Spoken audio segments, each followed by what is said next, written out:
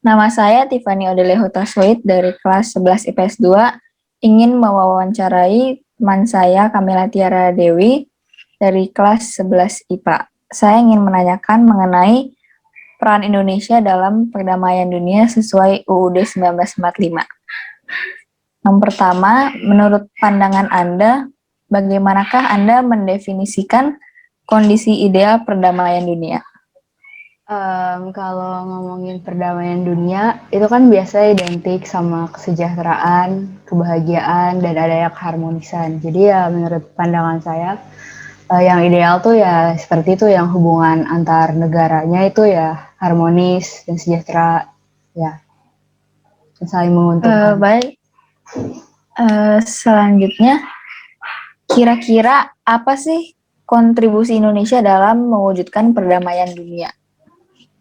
Kontribusi Indonesia yang paling umum sih ya ikut organisasi-organisasi kayak PBB yang emang bergerak di bidang perdamaian dunia kayak PBB, terus Indonesia juga ikut ASEAN, ada APEC juga dan organisasi-organisasi di bawah PBB lainnya yang emang tujuannya itu untuk menjalin kerjasama dengan negara lain dan juga untuk perdamaian dunia. Baik, selanjutnya, cara Indonesia berperan dalam politik luar negeri sesuai dengan UUD 1945 adalah politik bebas aktif.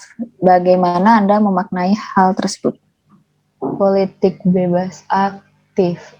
Menurut saya cukup setuju sih dengan politik bebas aktif karena kan kita Indonesia sebagai negara merdeka, maksudnya kayak ibaratkan aja jadi kita sebagai satu individu itu kan punya hak untuk apa ya menentukan nasibnya sendiri.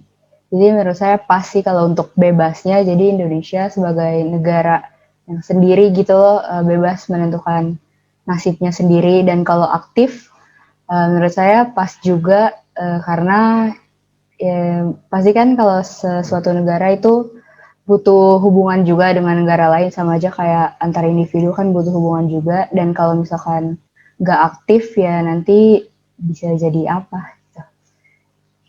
Baik, saya setuju, saya setuju. Selanjutnya, menurut Anda, mengapa kerjasama internasional itu perlu dilakukan oleh sebuah negara?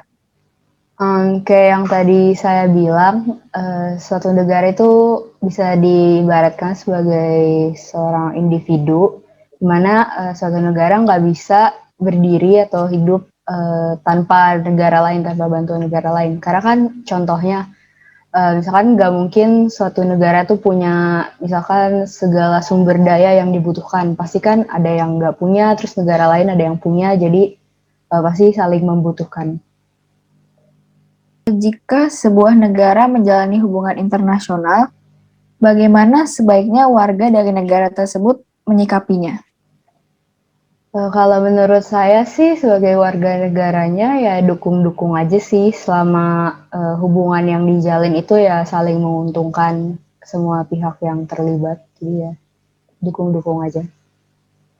Apa contoh manfaat terbesar yang dapat Anda rasakan dari suatu kerjasama internasional antara Indonesia dengan negara lain?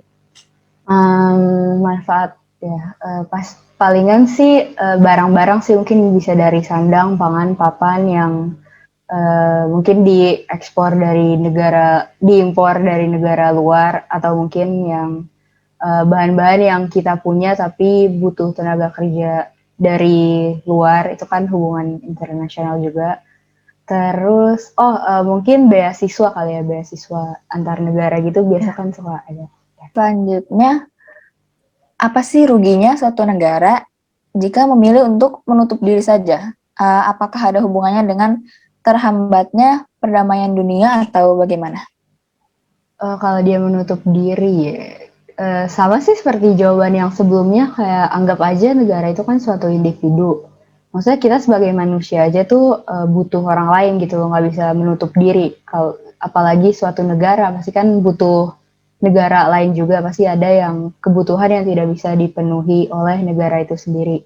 Makanya kalau dia menutup diri itu bisa berakibat fatal ya bagi negaranya, mungkin bisa bahkan menghancurkan negara itu sendiri. Ya, Terus kalau masalah menghambat, mungkin menghambat perdamaian dunia ya, karena nggak ada, kalau dia menutup diri nggak ada rasa solidaritas dan malah memicu perselisihan dan bisa memicu perselisihan dan konflik. Kayak sebelumnya saya lagi belajar tentang sejarah yang si Jepang, negara Jepang menutup diri. Nah itu sangat merugikan sih, ya cukup merugikan. Oke, seperti yang kita ketahui di masa-masa ini, pandemi COVID-19 menjadi penghambat terbesar bagi seluruh dunia.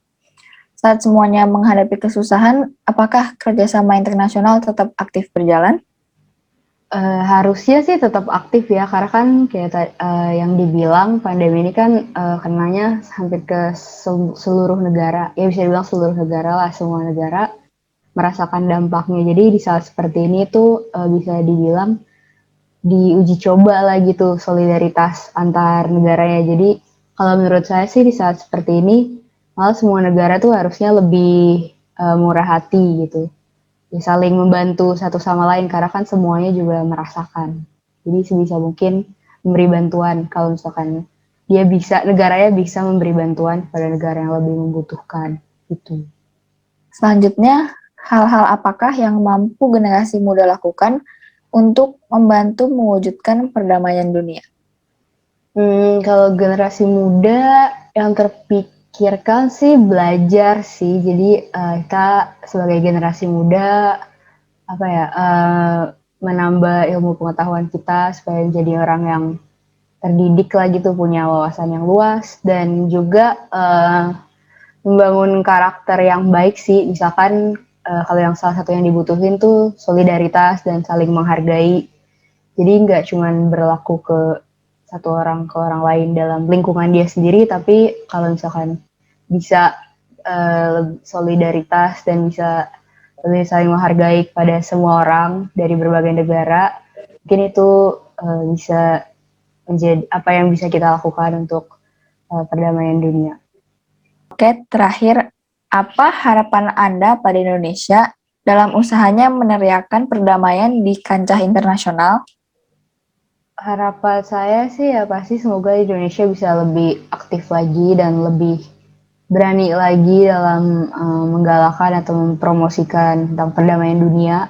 Lalu bisa juga dengan melaksanakan program-program baru yang bertujuan untuk perdamaian dunia. Dan juga harapan saya sih semoga itu tidak cuma dari perkataan aja, tapi bisa dibuktikan dengan aksi secara langsung. Oke, baik. Terima kasih Tiara atas waktu dan jawabannya. Terima kasih.